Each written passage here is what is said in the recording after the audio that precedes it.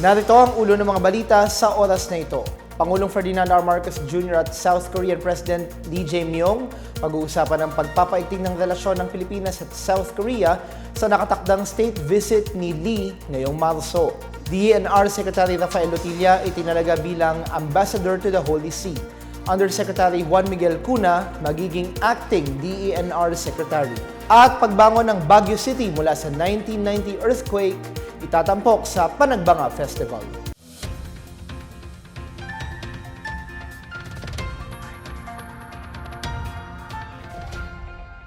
Ako si Bench Bondok para sa PNA Headlines. Makikipagpulong si Pangulong Ferdinand R. Marcos Jr. kay South Korean President Lee Jae-myung sa Pilipinas sa susunod na linggo. Ayon sa Malacanang, pag-uusapan ng dalawang pinuno ang pagpapaigting ng relasyon at pagtutulungan sa pagitan ng Pilipinas at South Korea.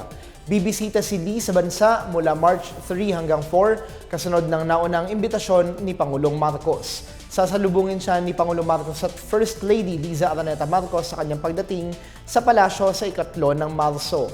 Magiging paksa sa pagpupulong nila Marcos at Lee ang pagtutulungan sa ilang mahalagang sektor tulad ng depensa, maritime, ekonomiya at people-to-people relations. Magpapalitan din ng pananaw ang dalawa pagdating sa mga isyong nakaapekto sa dalawang bansa sa buong rehiyon at sa mundo. Ito ang unang beses na bibisita si Lee sa Pilipinas at ang una ring pagdalaw niya kasunod ng pirmahan ng Free Trade Agreement sa pagitan ng Pilipinas at South Korea. Napapanahon din ang pagbisita ni Lee dahil sa anibersaryo ng ugnayan ng Pilipinas at South Korea ngayong Marso.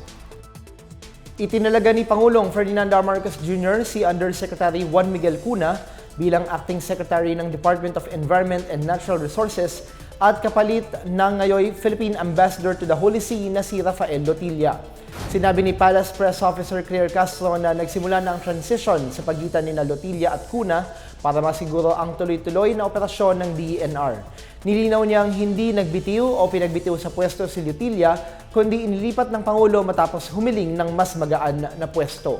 Si Lotilla ay dating Energy Secretary mula 2022 hanggang mailipat siya sa DENR noong June 2025. Isinailalim sa review ang pamamahala ni Lotilla matapos ma-bypass ng Commission on Appointments bago nag-adjourn ang Kongreso noong December 30, 2025. Samantala, nagsimula ang karera ni Cuna sa DENR noong 2008 bilang Provincial Environment and Natural Resources Officer. Naging DENR Director siya mula 2010 hanggang 2015 at naging Assistant Secretary hanggang ma-promote bilang Undersecretary noong 2017. Si Cuna ay isa ring law professor sa Arellano Law Foundation at naging legal officer sa Presidential Legislative Liaison Office mula 1998 hanggang 2001. This is only the beginning. Ito, dissertation lamang ito. We'll keep doing this until we have the more long-term solutions. At hopefully, on the road, we design everything properly. Hindi na natin kailangan paulit-ulit na binabalik-balikan. Mula sa LGSF, mamamahagi tayo ng bigas sa higit 5 milyong pamilyang Pilipino. Popondohin din natin ang pagtatayo ng mga ospital at health station. Susuportahin din natin ang pagsasagawa ng farm-to-market road at local road network upang bumaba ang presyo ng mga bilihin at tumaas naman ang kita ng mga nagsasaka.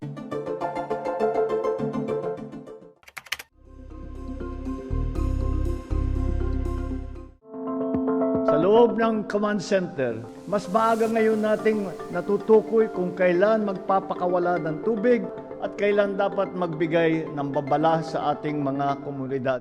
All member states share the aspiration that ASEAN should return to its old role of being a global economic driver. If we could develop that intra-trade within ASEAN, that would serve a great purpose.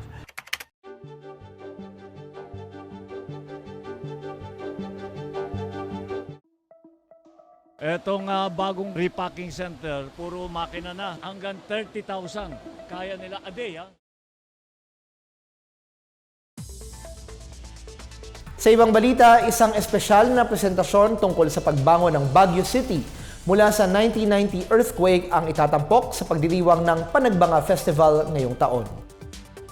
Ayon kay Baguio Flower Festival Foundation Incorporated o BFFFI Chief of Staff Evangeline Paino, 5 mahalagang yugto ng lungsod ang lalamanin ng presentasyon. Ang mga unang taon ng Baguio, ang lindol noong 1990, ang simula ng Panagbanga, ang pagkilala sa Baguio bilang UNESCO Creative City at ang ika-30 anibersaryo ng pagdiriwang ng Panagbanga Festival. Makikibahagi sa presentasyon ng mga performer mula sa iba't ibang paaralan at universidad sa lungsod. Gagamitin sa unang pagkakataon ang 1,500 square meter artificial turf na nakalagay sa Melvin Jones Football Field upang maprotektahan at makagalaw ng maayos ang mga magsasayaw. Binigyang diin naman ni BFFFI Chairperson Anthony De Leon na ang pagpapanatili ng kabataan bilang pangunahing kalahok ay nagpapatunay ng matatag na partisipasyon ng mga komunidad sa Baguio. Naglabas naman ng kautusan si Baguio City Mayor Benjamin Magalong upang suspendihin ang klase sa lahat ng antas sa lungsod kaugnay ng pagdiriwang.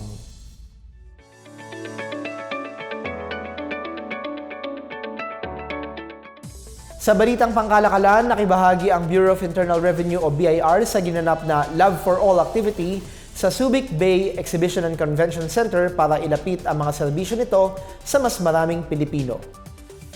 Sa pamamagitan ng Revenue District Office No. 21, Subic Bay Freeport Zone, nagalok ang BIR ng on-site issuance ng Tax Identification Number at agarang tulong sa ilalim ng Council Help Assist Taxpayers or CHAT program.